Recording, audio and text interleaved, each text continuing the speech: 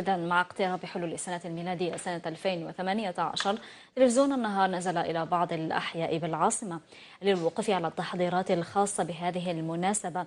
في المقابل تعرف الفنادق نسب حجز مرتفعة إلى جانب نفوذ تذاكر السفر نحو الخارج. تفاصيل أكثر مع طه بن زين. هي محلات ومطاعم تزينت بألوان الاحتفال برأس السنة الميلادية الجديدة.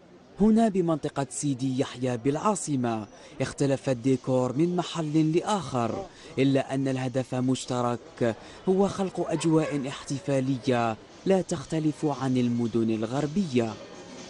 احنا زينا المحل تاعنا ما شاء الله يكون بالخير وبركه، ونتمنوا كل الشعب الجزائري اون تري بون اني، وان شاء الله يكون محل للجميع.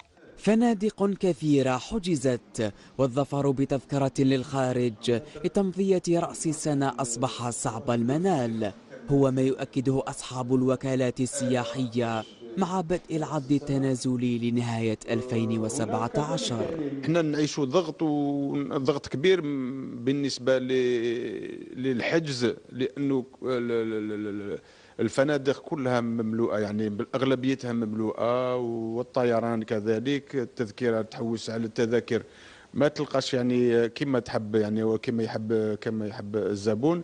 لهذا فيه إشكال في هذا. هي أولى مظاهر احتفالات الجزائريين برأس السنة الميلادية، احتفالات ورغم تضارب الآراء بشأنها، إلا أن القاسم المشترك هو دخول العام الجديد يحمل في طياته أماني وأحلام الكثيرين.